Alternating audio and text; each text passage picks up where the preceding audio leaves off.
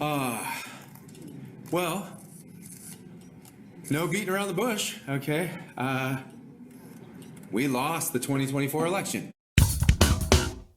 The good news after Donald Trump's election just keeps on coming. As you can see over here, the latest Nielsen ratings are out, and it is not looking good for the leftist mainstream legacy media, all right? Places like Morning Joe, down nearly 40%. Joy Reid, down 54%. Lawrence O'Donnell, down 60%. So apparently, the leftist audience is abandoning its leftist curators because they don't like being lied to, or led astray, which is essentially all these leftist pundits have been doing. They've been gaslighting and lying to their audience, but now it's no longer economically viable. As is reported over here from the Daily Mail, CNN apparently is going to axe top stars in layoffs, okay? Chris Wallace is stepping down, and other people like Wolf Blitzer and Jake Tapper have actually been denied raises. So the top talent, of course, right now is Anderson Cooper, making $20 million a year, and rising star Caitlin Collins is making $3 million a year. So are these people worth the money they're being paid? Are they bringing in that revenue? Do they have the viewership? And of course, the answer is no, they don't. And one of the reasons, as I mentioned, is because they have been straight up lying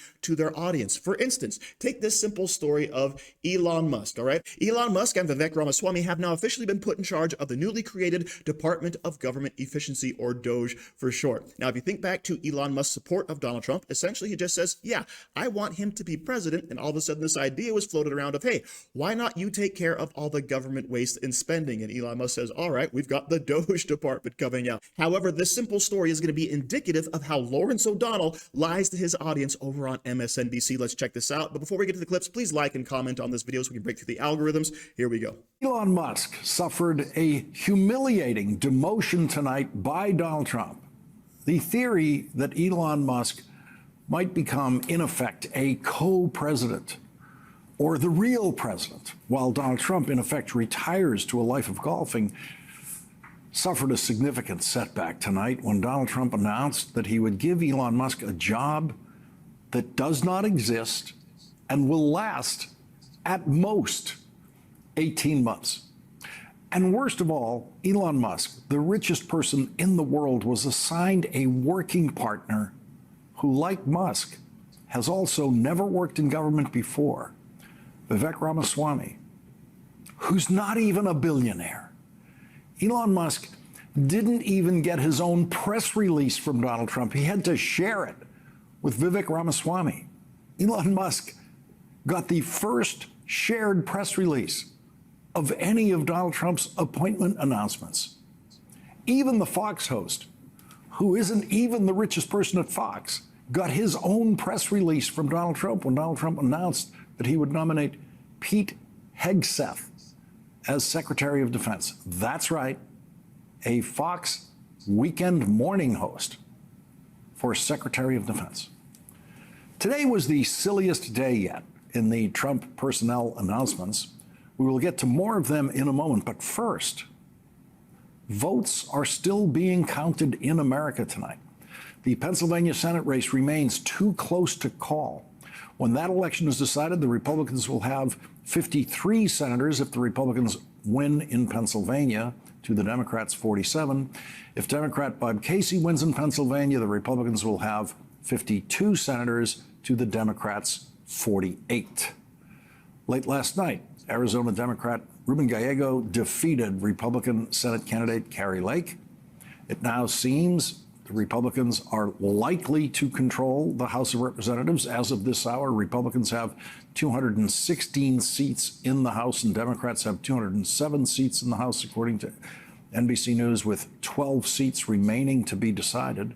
Okay, let's go and unpack what Lawrence O'Donnell, down 60% in his ratings, essentially just said, right? Elon Musk was supposed to be a co-president with Donald Trump. I mean, correct me if I'm wrong, but I'm pretty sure that J.D. Vance is the vice president, and there's never been a co-president, and there was never any discussion about co-presidency with Elon Musk, all right? This is completely ridiculous. It's a fabrication. And to think this is a demotion somehow is also completely absurd, all right? All they ever talked about was say, hey, Elon Musk, how would you like to come and join the administration and talk about getting rid of government waste? But Lawrence O'Donnell, oh, he's never been in government. Vivek Ramaswamy, he's not even a billionaire, right?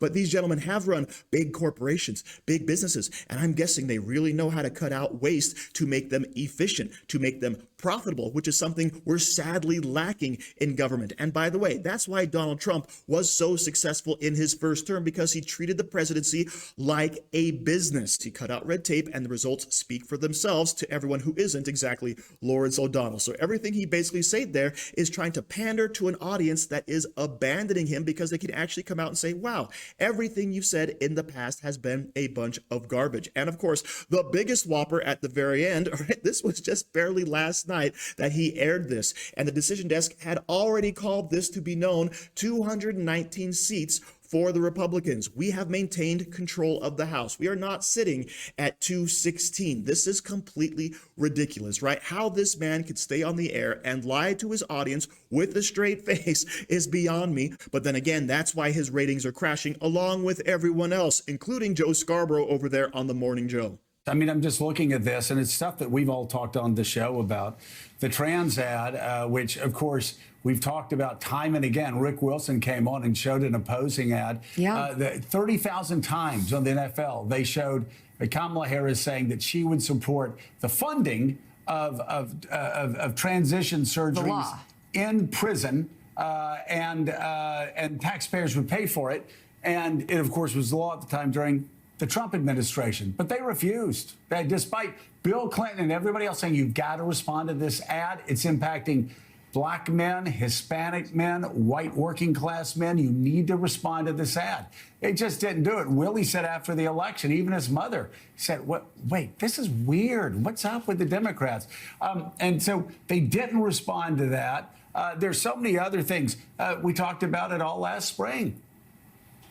I mean, maybe it makes you feel good when you see people trash college campuses. I know it doesn't. But maybe it makes progressives go, oh, it's like the 60s all over again. Well, guess what? Most Americans didn't like the trashing of college campuses in the 60s. That's why Richard Nixon got elected twice. Why he got elected out of 49 states in 1972. But yeah, trashing of college campuses. Can't even send your kids to campus safely. Defunding the police. Back in 2020, we were talking here, Reverend Al, let me bring you in here, on defunding the police, that white elitists that run the Democratic Party are far to the left of many Black and Hispanic voters in the Democratic Party.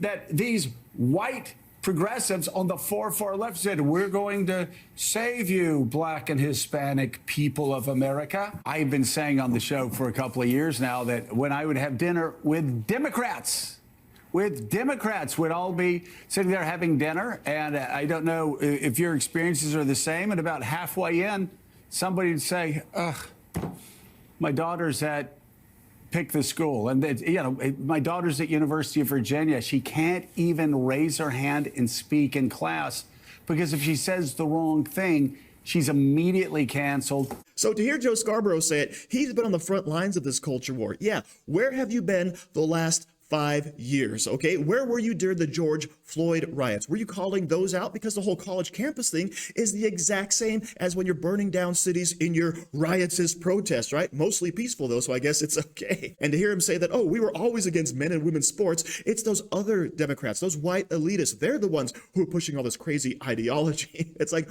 where have we been? What have we been talking about for years on this channel, on other channels, in the conservative media in general, right? We have all been talking about these very issues, and I have not seen one ally in the leftist media talk about any of it. So this all seems like a massive flip-flop from Joe Scarborough, who has been propping up and supporting the most left-wing figures, the most left-wing candidates, and then all of a sudden to turn around and say, nope, I don't support any of the stuff that they have been standing up for, right? This is why the audience is leaving. They feel lied to, they feel abandoned, and now they're seeing the complete 180 in real time, and it's exposing them for exactly what they are. They're grifters, right? They're willing to support anything as long as it advances their cause, but now they're being called out on it, and thank goodness for that. So thank you for watching. Don't forget to like, share, comment, subscribe, and stay safe out there, people, because they're coming after you.